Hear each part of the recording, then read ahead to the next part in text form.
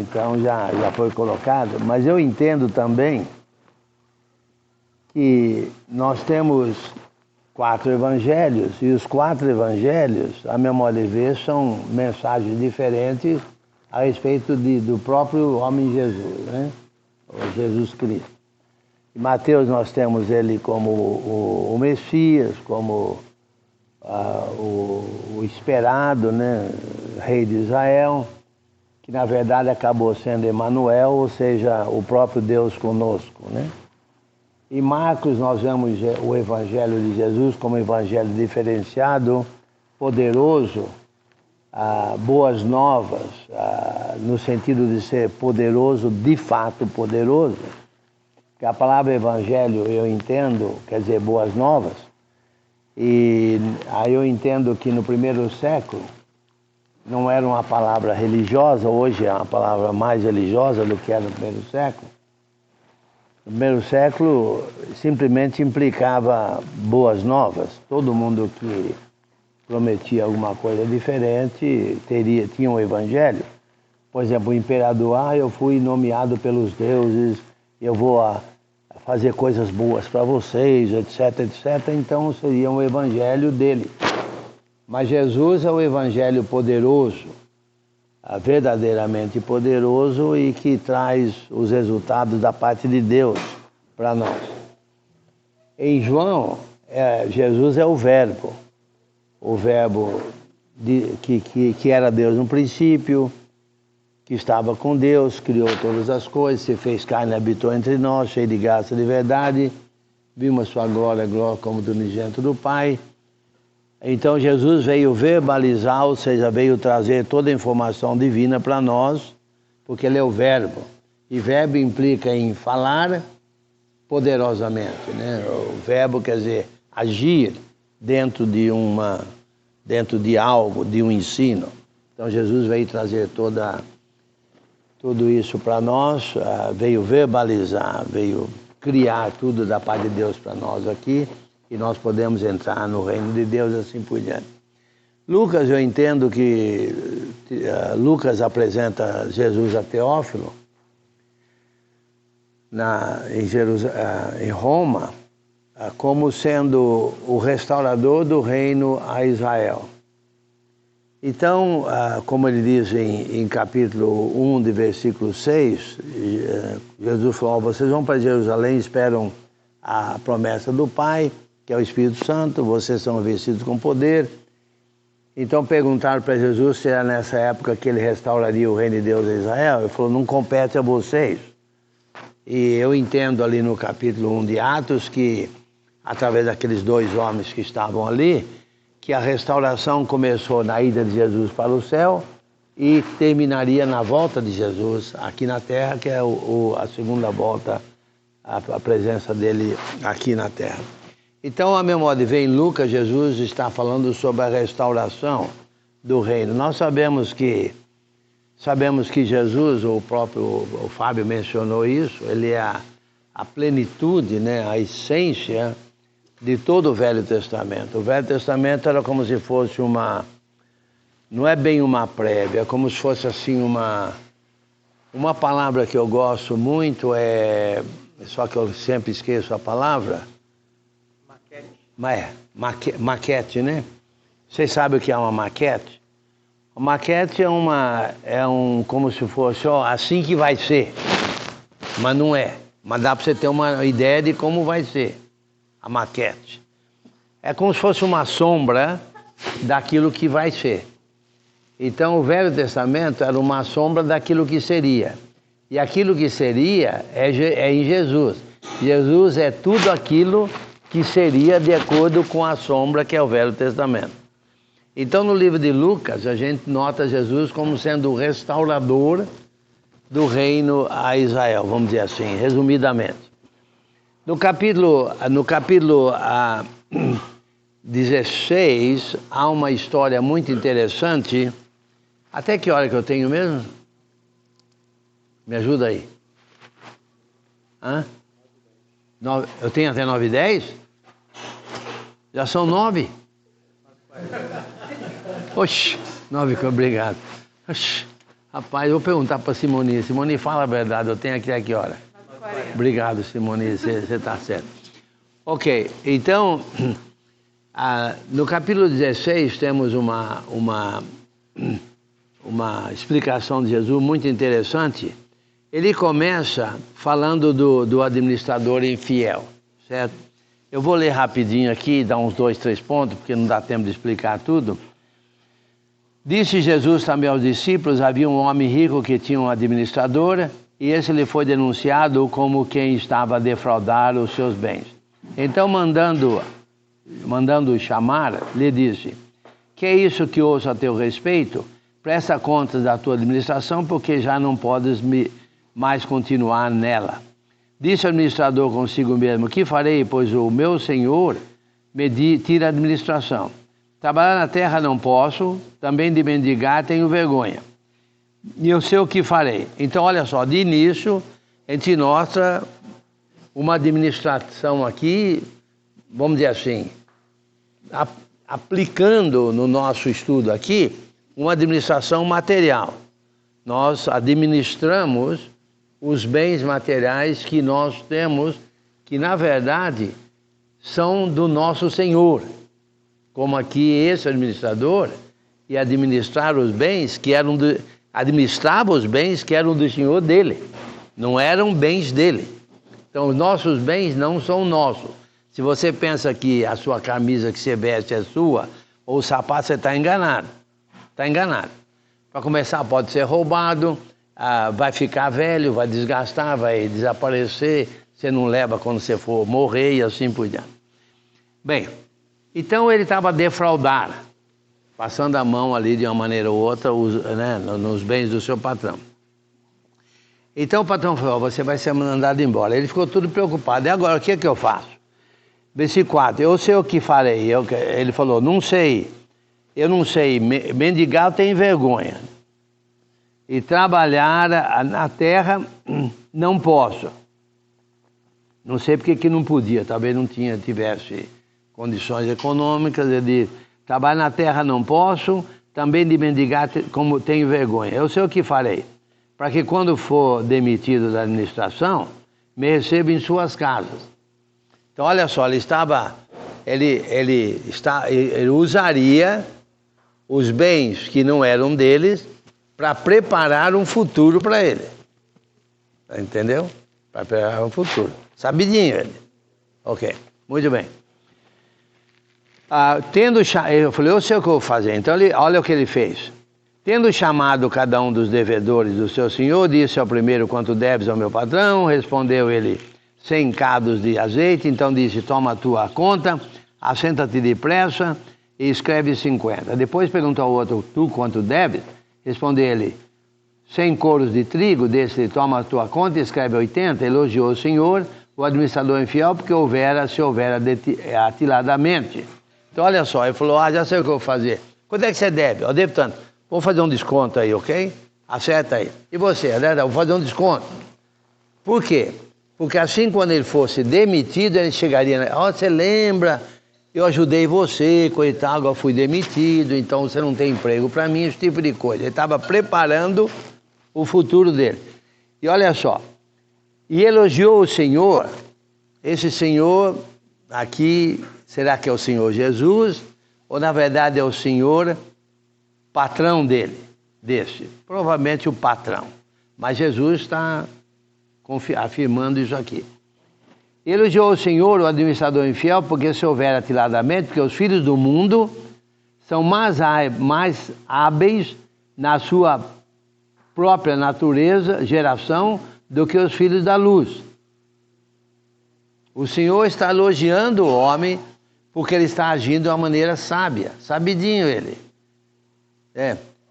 E quer dizer, ele sabia usar aquilo que não era dele, preparando para o futuro, e nós, os filhos da luz, não sabemos usar o que nós temos, que não é nosso, para preparar o nosso futuro. Esse é o ponto.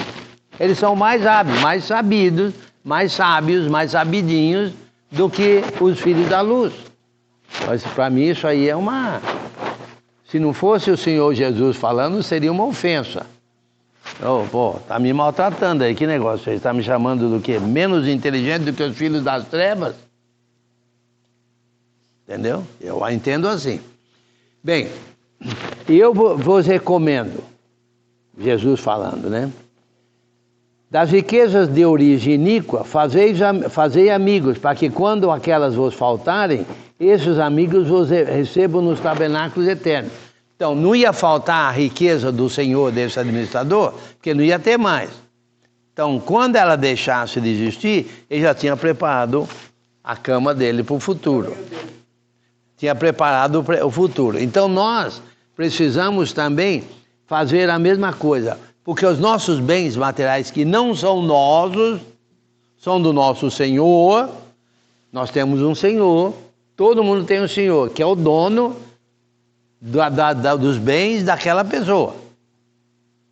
Entendeu? Ok. Então, quando elas faltarem, que elas vão faltar de um jeito ou outras vão faltar. Pode ser roubadas, pode deteriorar, pode... você morre e não leva, elas vão faltar. Você não tem nada. Nós não temos nada de bens materiais. Nada. Nada. Não leva nada, você não fica com nada. Ok? A gente quer acumular, mas acumula por vento, porque a gente não leva. No vento, vírgula.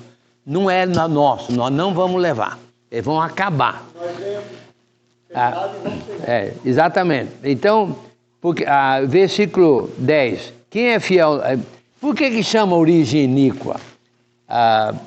Riqueza de origem iníqua. Olha, eu diria que provavelmente elas são de origem iníqua no sentido que elas não dão origem a nada, em si não dão origem a nada. Elas são sem valor. Elas são sem valor. Eu acho que a melhor interpretação é essa. Elas são sem valor. Quer dizer que elas vêm de uma origem má. Não é Deus que nos dá o que nós temos, então não é bem uma origem má. É que elas, por si só, elas não têm valor. Não dão origem a nada de bom. Você tem dinheiro, você morre, dinheiro não serviu para nada. Você não leva. Não serviu para nada para você. Você tem um carro zero, dá uma trombada, amassa, você não tem seguro, você perdeu o carro de vez, mesmo com seguro, não tem valor, é como se fosse de valor transitório.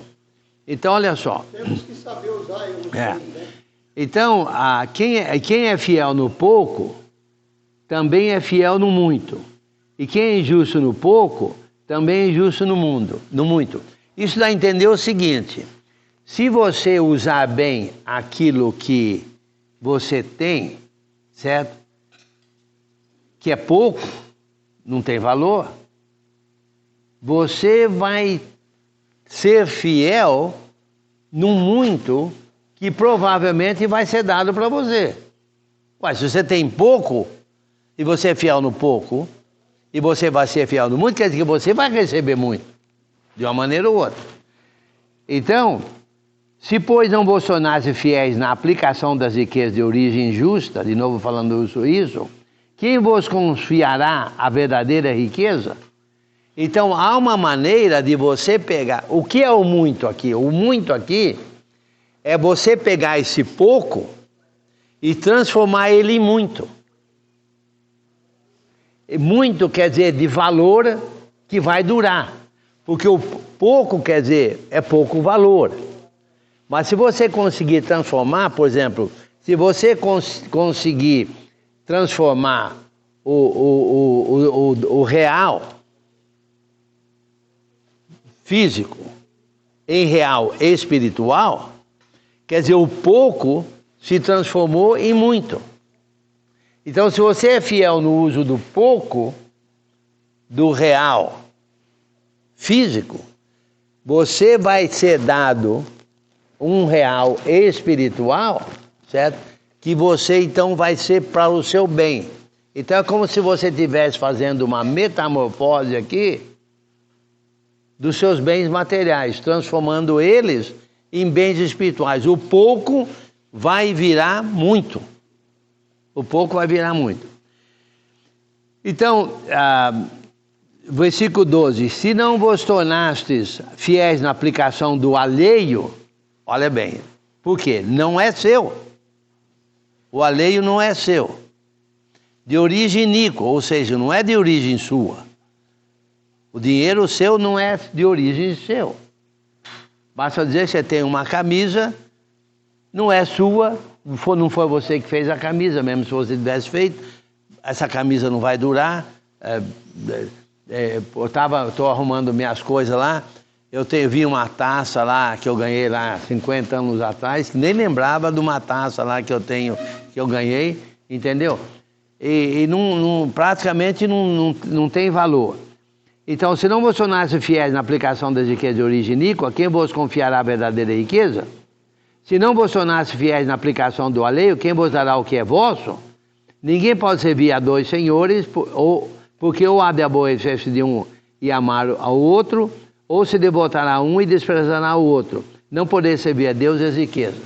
Nós estamos falando de duas coisas completamente diferentes aqui. Uma riqueza material e uma riqueza espiritual. E elas são completamente opostas. Completamente. É como luz e trevas, vamos dizer assim. Certo? É como direita e esquerda. Se você se devota à esquerda, você não pode se devotar à direita. Se você devota à direita, você não pode se devotar à esquerda. Se você se devota à luz, você não pode se devotar às trevas. Se você se devota ou se envolve nas coisas das trevas, você não pode se envolver nas coisas da luz. Porque são completamente dois mundos completamente separados. Você não pode servir os dois. Mas você pode pegar as coisas aqui, desse mundo aqui, e transformar elas em coisas desse mundo aqui. Isso você pode fazer. Que é exatamente o que o administrador infiel estava fazendo. Ele ia pegar aquele que não era dele e preparar para quando faltasse isso que não era dele, ele tinha aqui uma cama preparada, um futuro preparado dele. Então, é muito interessante aqui, logo em seguida, olha só, os fariseus que eram avarentos, ouviam tudo isto e o ridicularizavam, porque esses judeus, os fariseus que eram avarentos, eles pensavam nos bens materiais. Você fala isso para uma pessoa. Eu tinha um parente, a Mali tinha um parente que fala para mim: deixa de ser bobo, rapaz, trabalha com esse pessoal aí de igreja, para com isso.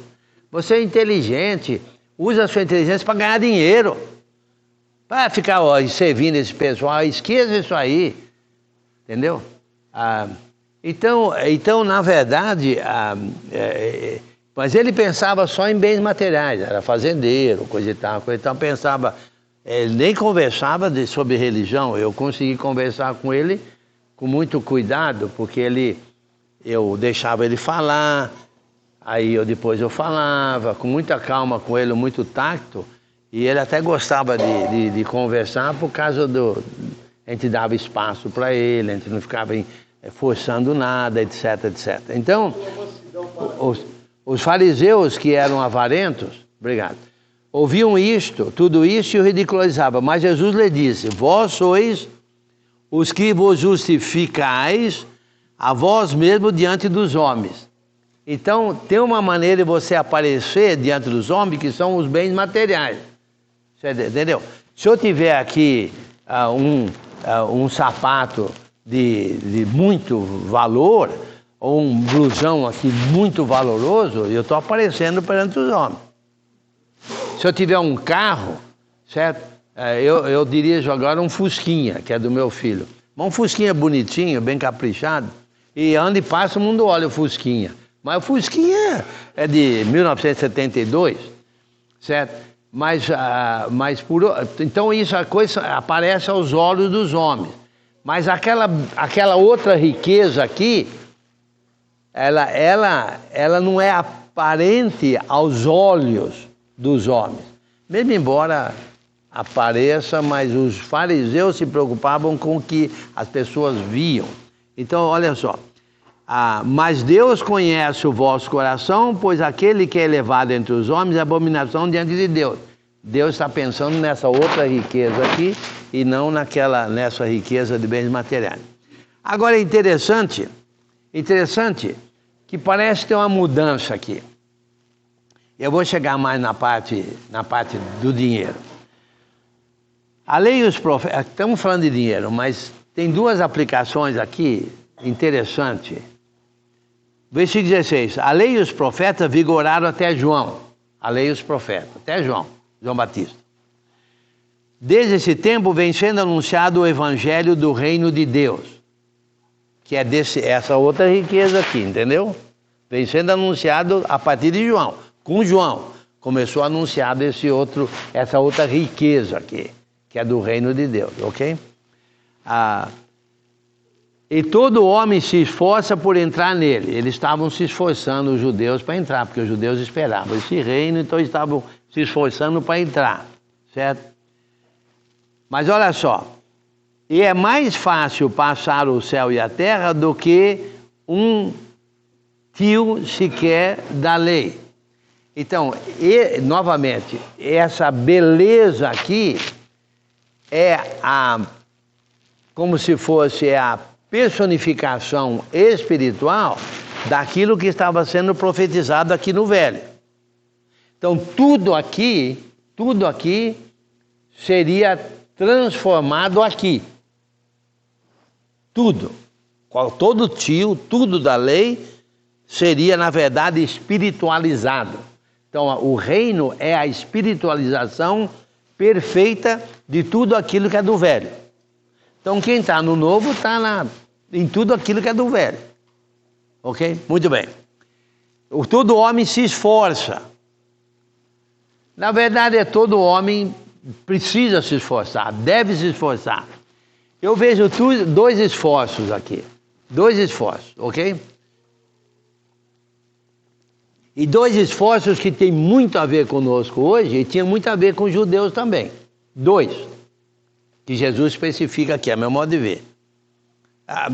O esforço é completo, mas tem dois pontos que ele especifica aqui. Eu vou falar primeiro de um e vou falar de outro. O primeiro que eu vejo tem a ver com casamento. Olha o versículo, ainda o versículo 17, é mais fácil passar o céu e a terra do que cair um tio sequer da lei. Mas olha o 18. Quem repudiar a sua mulher e casar com outra, comete adultério. E aquele que casa com a mulher repudiada pelo marido também comete adultério. Esse é um problema que afetava e afeta hoje. O judeu, meu amigo, trocava a mulher dele, engordou um pouquinho, engordou para a rua, se mandou, vamos dizer assim. O judeu, por qualquer razão, ele se livrava da mulher, arrumava outra. Isso era até aprovado pela lei de Moisés, dar divórcio e arrumar outra. Ok? Isso é um problema mundial hoje em dia também. Meu amigo, hoje em dia, o problema meu avô já falava, há 70 anos lá atrás, 75, 80 anos lá atrás, já falava, um dos meus avós falava que não vai chegar uma época que não vai ter mais casamento. E tá quase aí, né? Hoje em dia se junta e vive juntado e então tá um negócio de união estável e tem dois negócio de tem na verdade dois tipos de união estável, tem a união estável não registrada e tem a união estável registrada e às vezes às vezes eles nem consideram como união estável, simplesmente mora junto, não deu certo, tchau, Feliz Natal, certo? Então na verdade e na igreja tá a mesma coisa que fora da igreja.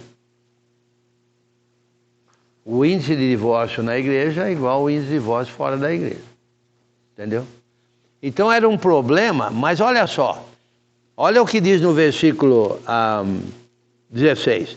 A lei e os profetas vigoraram até João. Desde esse tempo vem sendo anunciado o evangelho do reino de Deus. E todo homem se esforça para entrar nele.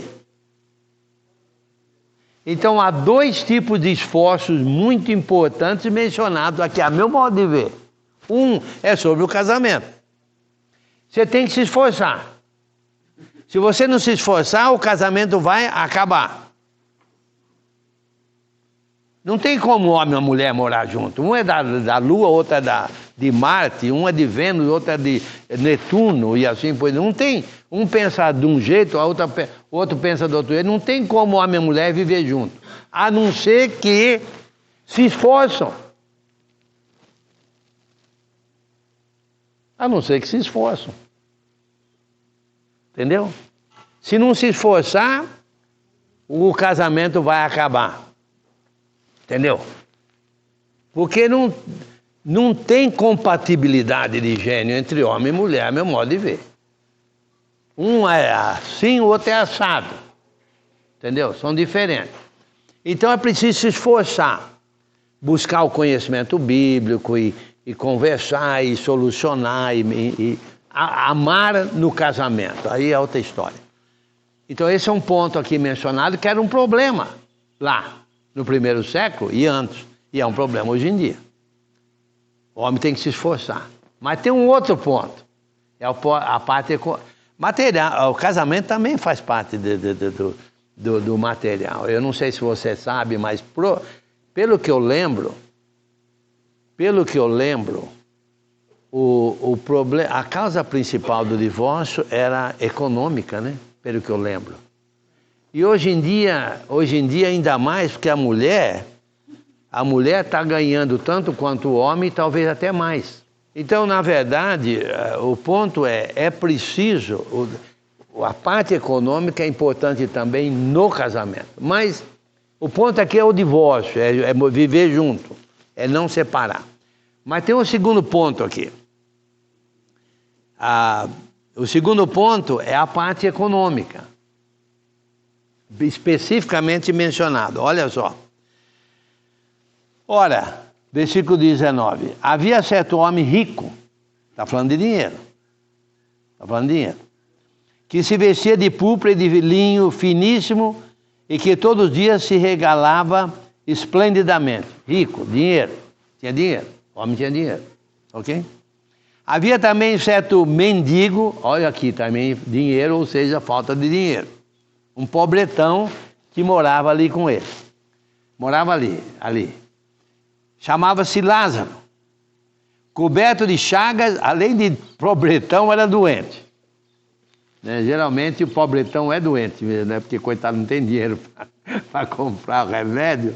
Então vai lá no SUS, leva 2, 3, 4 meses, não sei quantos meses para receber ajuda. Então, coitado, o pobretão. Estou falando do mendigo, ok? Estou falando do mendigo. Porque aqui está dizendo aqui um mendigo, chamado Lázaro. Coberto de chagas que jazia à porta daquele. E desejava alimentar-se das migalhas que caíam da mesa do rico, e até os cães vinham lamber-lhe as úlceras. Ele estava ali esperando migalhas, tinha cachorro ali, acho que os cachorros também estavam comendo as migalhas, não sei.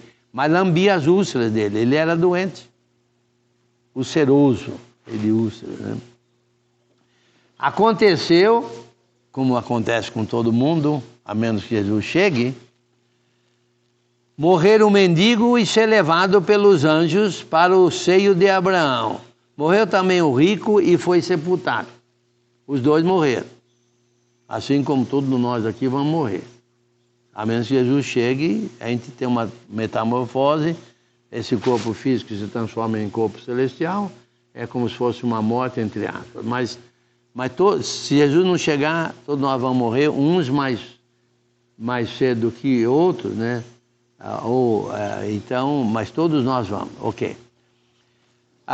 No inferno, não precisamos de tomar tudo isso literalmente aqui, mas a ideia é bem clara, isso aqui é uma parábola. No inferno, estando em tormento, o rico levantou os olhos e viu ao longe a Abraão e Lázaro no seu seio. Então, chamando, disse: Pai Abraão, tem misericórdia de mim e manda Lázaro que molhe em água a ponta de dedos e me refresque a língua. Ele estava com sede, né? E me refresque a língua, porque estou atormentado nesta chama. Diz, porém, Abraão: filho, lembra-te do que recebeste os teus bens, que recebeste os teus bens em tua vida, e Lázaro igualmente os males. Agora, porém, aqui ele está consolado, tu em tormento. E além disso, de tudo isso, está posto um grande abismo entre nós e vós, de sorte que os que querem passar daqui para vós outros não podem, nem os de lá passar para nós. Então replicou: pai, eu te imploro que o mandes à minha casa paterna. O homem, mesmo lá no inferno, raciocinava, né? Olha, tá bom, entendo, não dá para vir, não dá para trazer água, estou em chamas, estou com sede, não tem jeito, mas, lá na terra tem irmãos. E eles, se não ajudar eles, vão vir aqui no mesmo lugar que eu estou. Certo? Que jazia, deixa eu ver aqui, versículo 29. Respondeu Abraão: eles têm Moisés e os profetas, ouçam-nos. Mas ele insistiu: não, pai Abraão, se alguém dentre os mortos for ter com eles, arrepender-se-ão. Abraão, porém, lhe respondeu: se não ouvem a Moisés e aos profetas, tampouco se deixarão persuadir, ainda que ressuscite alguém dentre os mortos. Então, mesmo que alguém dos mortos fosse lá, ou viesse na terra, eles não iam atender. O ponto é interessante aqui, né? É interessante que está logo em seguida da parábola do administrador infiel. E está falando de esforço aqui.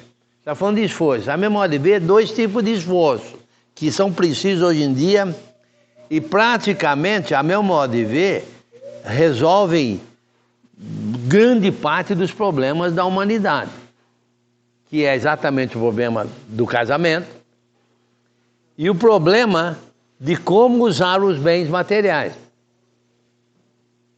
Para mim, soluciona praticamente tudo. Esse homem aqui, rico, ele não sabia usar os bens. Ele só usava nele, certo? Tinha lá um mendigo, um pobretão lá, coitado, cheio de chagas, que ficava esperando migalhas da mesa para comer, certo? Os cães lambendo as ursas dele e morreram. Agora, por que é que ele foi para a seio de Abraão e o outro foi para o inferno? A gente sabe por que ele foi para o inferno. Mas por que o outro foi para o seio de Abraão, não sabemos.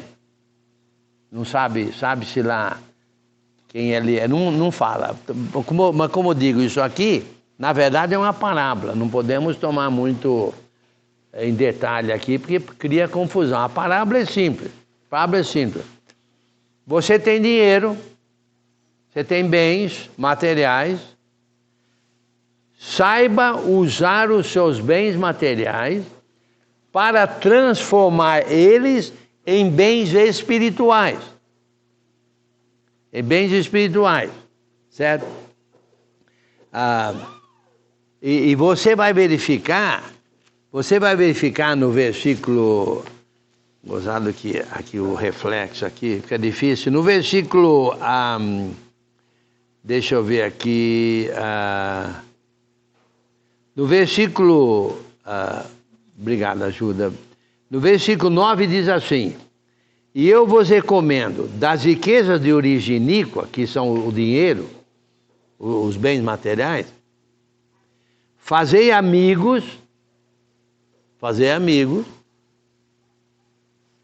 para que quando aqueles vos faltarem, os bens materiais, as riquezas de origem iníqua vos faltarem, esses amigos vos recebam nos tabernáculos eternos. Então, para onde é que iria esse homem aqui, que usaria os bens materiais para criar amigos? Ajudando. Para onde ele iria? No caso, para os tabernáculos eternos. É como se fosse, no caso aqui, o seio de Abraão, vamos dizer assim. na parábola. Então, teria esses amigos recebendo ele. Mas esse rico não usou os bens materiais para criar amigos. Entre esses amigos teria um chamado Lázaro, o mendigo. Teria um amigo chamado Lázaro que receberia ele lá no seio de Abraão, no caso da parábola aqui. Mas como ele não criou amigos, inclusive não criou esse amigo Lázaro, que fica na porta da casa dele pedindo esmola, entre aspas. Então ele foi para o inferno, lugar de sofrimento, e o Lázaro no sermão, e Lázaro não pôde receber ele, porque ele foi para o lugar errado. Então olha só, aqui nós estamos falando de a nova vida, como que é? Nova vida financeira em Cristo. Nova vida financeira em Cristo. Essa nova vida financeira em Cristo é um tipo de vida que criaria amigos que receberiam a gente nos tabernáculos eternos. Mas é preciso que você crie amigos com o que você tem. Crie amigos. Que use os bens materiais para ajudar as pessoas. E nós vamos falar muito sobre isso durante esses dias aqui, há várias maneiras e assim por diante, mas nesse caso aqui, esse homem rico tinha tudo o que queria, mas não sabia usar a riqueza dele para criar amigos, para ajudar pessoas, certo? Preparando um futuro. O futuro seria onde esses amigos receberiam ele que é nos tabernáculos eternos. Mas lembra o sabidinho aqui do administrador infiel? O filho da luz, das trevas? Ele usou aquilo que não era dele, certo? Para preparar o futuro dele. Quando ele fosse mandado, quando não tivesse mais esses bens aqui, ele teria um local preparado, né? E o cristão, que precisa também aprender a usar os bens materiais dele para preparar um futuro. Só que o futuro desse filho da luz das trevas era um futuro aqui. O futuro do filho da luz é um futuro lá, nos tabernáculos eternos. Então o cristão tem como transformar os bens materiais dele em bens espirituais. Entendeu? Porque tem a ver com os tabernáculos eternos. Lá coisa física não entra, coisa material não entra. Só entra coisa espiritual. E como é que a gente faz essa transformação, essa metamorfose dos bens materiais? Criando amigos que nos receberiam nos tabernáculos eternos. Fazendo bem, nesse caso aqui, certo? Esse ricaço não fez um amigo chamado Lázaro, não fez nenhum amigo. Ele não fez amigos. Nem esse mendigo que estava na porta da casa dele. É fácil fazer amigo desse Lázaro aqui. Toma aqui um prato de comida. Vamos fazer o seguinte, tem um remédio aqui, eu dou o remédio para você, ou vai lá no não sei aonde, certo? Tratar disso aí. Nós precisamos de ser muito cuidadosos, porque um ponto interessante aqui, tem gente que quer levantar a mão, para depois? Não. Para depois, né? Ok, obrigado. Um ponto interessante aqui, que eu acho que nós precisamos de ser muito cuidadosos, é ser consciente da oportunidade. Ser consciente da oportunidade, certo? No caso aqui, a oportunidade é exatamente o ricaço não vendo a oportunidade de ajudar o mendigo. Não ajudou. Mas estava na porta da sua casa, rapaz. Na porta da sua casa. Entendeu? Por que você não viu isso? Então nós precisamos de uma maneira ou outra, eu sei que ninguém é perfeito, mas nós precisamos de aprender a enxergar as oportunidades. A enxergar as oportunidades. E às vezes elas são óbvias, às vezes elas não são óbvias. Às vezes o irmão está necessitado e não fala. E aí? Então não é fácil você enxergar aquela necessidade. Mas por outro lado, pode haver necessidade evidente.